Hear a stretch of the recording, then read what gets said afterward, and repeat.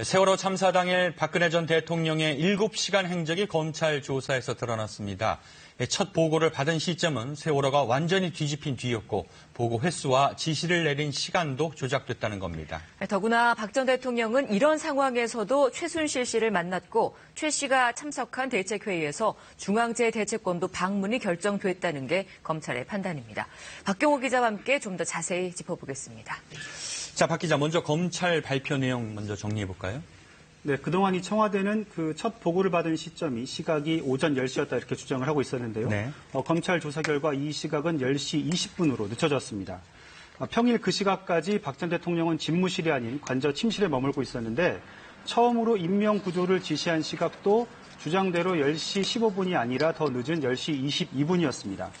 또 당시 청와대는 박 전 대통령에게 20분, 30분 간격으로 11차례 보고를 했다고 했는데 이것도 조작됐다는 게 검찰의 판단입니다. 네. 그러니까 이메일로 2차례 보고한 게 전부라는 겁니다. 네, 검찰이 이렇게 판단한 이유가 뭔가요, 그럼? 중요한 건 10시 17분이라는 시각입니다. 이 시각에 세월호에서 타고 있던 한 학생이 마지막 구조 메시지를 보냈습니다. 네. 그러니까 이게 골든타임이라는 건데 당시 박 전 대통령 측은 이 시간에 맞춰서 알리바이를 만들려고 했다는 겁니다. 자, 그러면은 검찰 발표를 바탕으로 당일 상황을 좀 다시 한번 재구성해 봐 주시겠습니까? 이 청와대에서 첫 보고서가 작성된 시점이 오전 10시였고요. 그리고 말씀드린 것처럼 10시 17분에 마지막 구조 메시지가 왔습니다. 그런데 이때는 이미 세월호가 100도 가까이 기울어져 있던 상황이었습니다. 네. 또 10시 19분 이 순간은 그 상황병이 전달한 보고서가 관저 침실 앞 탁자에 올려졌습니다. 읽지 않았다는 거죠. 10시 20분 침실 앞에 도착한 안봉근 비서관이 어렵게 박 전 대통령에게 상황을 직접 보고합니다. 그리고 10시 22분 박 전 대통령은 김장수 실장에게 전화로 지시를 하지만 이때 이미 구조가 불가능한 상황이었습니다.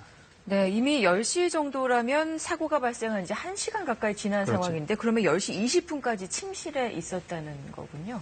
그 탄핵 과정이나 이때 이제 그동안의 그 박 전 대통령 측은 수요일은 평일이지만 일종의 휴식 기간이었다 이렇게 얘기를 하고 있었는데요. 네. 그날도 침실에 머물다가 안봉근 비서관이 여러 차례 대통령을 불러서야 침실 밖으로 나왔고 국가안보실장이 통화를 원한다고 하자 이 박 전 대통령은 그래요 하고 답하면서 이어 통화를 했다고 합니다.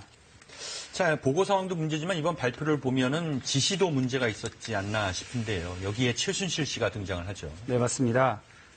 세월호 침몰 사고 날 그 박 전 대통령의 첫 외부 일정은 오후 5시에 중앙 재난안전대책본부를 방문한 거잖아요. 네. 그러니까 보고를 받고 첫 등장까지의 7시간, 이른바 세월호 7시간의 이제 의혹이라고 칭했던 건데 네. 그런데 이날 오후 2시 15분에 이영선 행정관이 모는 승합차로 최순실 씨가 청와대로 들어옵니다. 네. 이어 관저에서 문고리 상임반과 함께 이른바 5인 회의가 열립니다. 또 이 미용사 방문까지 시간까지 합치면 50분 정도 진행된 건데요. 이 자리에서 대통령의 중앙재난안전대책본부 방문이 결정됐다는 게 그 검찰의 판단입니다. 네, 간호장교와 미용사 외에는 어떤 외부인의 방문도 없었다는 해명도 이제 거짓으로 밝혀졌는데 어떻게 밝혀진 겁니까? 최순실 씨는 이른바 A급 손님이라서 공식적 기록이 없었습니다. 그리고 박 전 대통령 측도 이 사실을 숨기고 있었고요. 최순실 씨의 존재를 드러내게 된 그 증거는 이영선 씨의 신용카드와 차량 운행 기록이었습니다. 이 씨가 당일 그 최 씨의 거주지 근처에서 점심을 먹은 기록이 나왔고요.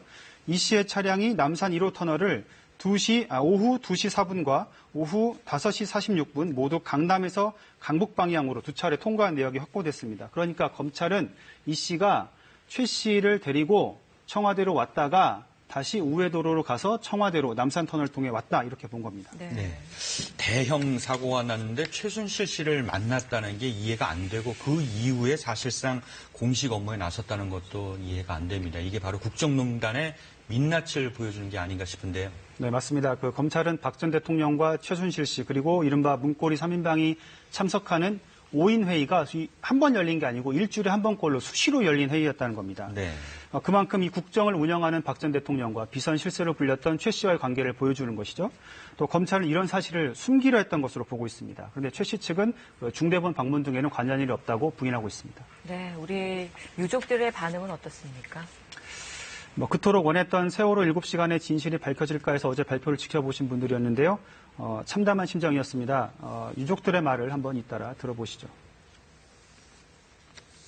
온 국민이 다 생중계로 보고 있었고 아이들은 이미 침몰이 되어 있었는데 그 시점을 가지고도 알 수가 없었다라는 거죠. 대통령이. 보고 시각과 그다음에 조치한 시각과 이런 것들의 사이에 무슨 일이 있었는지는 대략적으로 나와야 되는데 그게 다 나온 게 아니거든요, 지금. 유가족들은 이 전담 수사팀이 꾸려져서 이 남은 의혹도 모두 해소되기를 바라고 있습니다. 네, 박경영 기자 오늘 기사 잘 들었습니다. 고맙습니다.